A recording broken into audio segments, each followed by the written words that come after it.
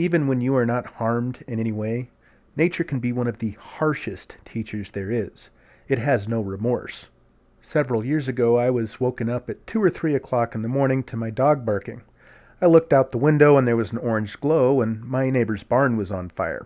Squirrels had gotten into the barn, chewed up the wiring, and it caused an electrical fire. That's a lesson that nature and the modern world don't always play well together. Sometimes they do, sometimes not. Fast forward to yesterday, and I walked into my barn and saw something scamper into an unused stall. I opened the stall and walked in, and I saw a squirrel scamper into the corner where there was no way out. The corner of the stall was fairly dark, so I couldn't see every detail about the squirrel, but it wasn't moving very quickly, and something looked off about it. The squirrel had gone under an unused water trough, which I then flipped over and saw a squirrel hole. So, remembering what happened to my neighbor's barn all those years ago, I went into the house and got my Ruger Single 6 and loaded it up with rat shot, or 22 shot shells, and I used the tried and true method for getting rid of vermin in burrows in my barn in the past. I take the hose, I put it in the hole, and I sit there and wait with the rat shot. It didn't take long for a little squirrel head to pop out of the hole, and pop! It was dead. Experience has taught me that a 22 to the back of the head is one of the most effective methods of making sure that vermin don't come back. And make no mistake, squirrels are not trustworthy. They chew wires and start fires and tear things up in general. Regardless, I now had a small squirrel corpse to take care of, so I went and grabbed the pitchfork and stuck it through the squirrel so I could drag it out of the hole.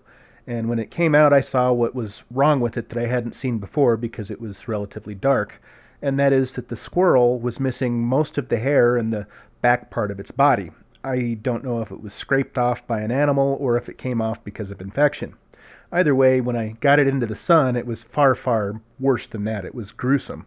This squirrel had multiple holes in its back, and for a squirrel, these were rather large holes, and they had a lot of greenish pus around them, and upon closer inspection, they were full of maggots.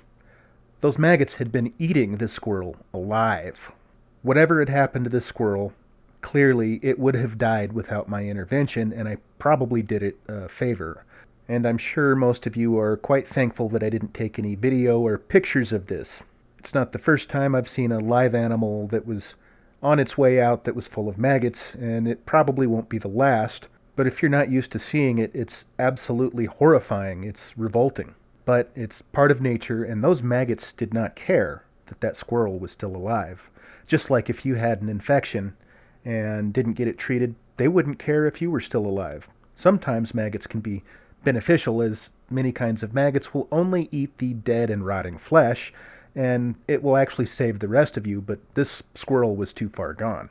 One of the lessons is that nature does not give a damn about you. It doesn't see a difference between you or the squirrel. One of the things that these maggots understand by their very nature that people on the left in this country don't understand at all, or I should say, the left in Western civilization don't understand, is that scarcity is a thing. There was sustenance, and they were consuming it, and it did not matter that that squirrel was still alive. Many years ago, I was on a popular trail in some woods near my house, and I came across a dying coyote. As I'd walk in front of it, its eyes would follow me, but it was laying down, and half of the skin was gone from one side of its body. Its intestines were hanging out, and they were dried and sand-caked. This coyote was about to die, but again, its eyes would follow me. It was clearly conscious. I had my bow in my car, so I went and grabbed it and grabbed an arrow with the broadhead and came back to put it out of its misery.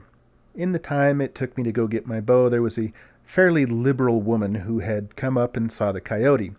She wanted me to take this coyote that was going to die, there was no saving it, to the vet because it could be saved. Again, its intestines were hanging out, they were dry, they were sand-caked. This coyote had obviously been in this condition for days, and its gut was completely dead. There was no saving this coyote, and at this time there was another girl who was there who just told me to put it out of its misery, and the liberal woman left because she couldn't stand to watch this. She didn't understand that there are cycles of life and death. She failed to learn this lesson from this chance meeting with this poor coyote that had probably been hit by a car. She failed to learn that sometimes things are going to die and there's nothing you can do about it. Regardless, I shot the arrow through the vitals of the coyote, killing it fairly quickly. Again, this is another case where maggots came out of the wound. It had an enormous amount of maggots in its chest cavity. As I said, this coyote was going to die, and it was beyond saving it. In fact, just transporting it to the vet probably would have killed the coyote. Fast forward again to yesterday, maybe a half hour after the squirrel ordeal. I walked into my garage, and there was a smell that, once you've smelled it and know what it is, you will never forget it for as long as you live. And that smell is the smell of a decomposing mammal.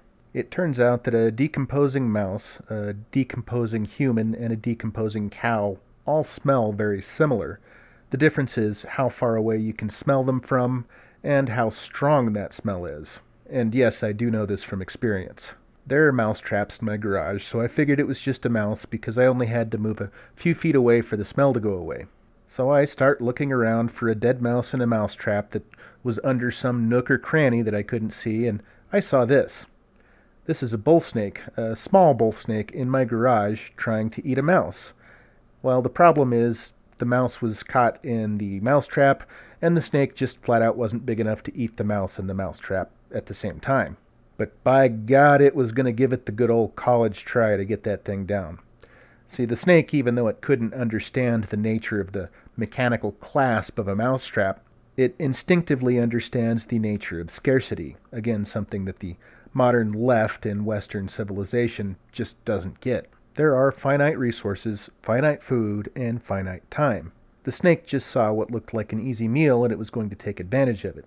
Again, the snake simply didn't understand the nature of the mechanical clasp because it's a snake, but it instinctually understood the nature of scarcity. Most animals are this way. If they aren't, they probably don't survive out in the wild. One of the harshest lessons nature can teach any creature is scarcity. Scarcity is real. You can learn this lesson through watching other creatures and how they behave and understanding how the goods that you consume are produced.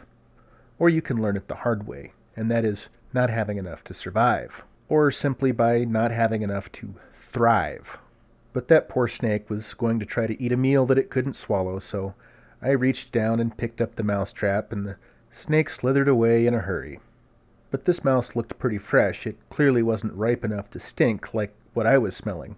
So I looked under the water heater, and another trap had gone off and had flipped underneath the water heater, and there was a mouse that needed to be peeled off of the concrete. I know it's a lovely thing to think about, but I'd rather get it out of the garage and not have to smell it. But you know what? At least this one wasn't filled with maggots. And on that note, I hope you have a wonderful dinner tonight.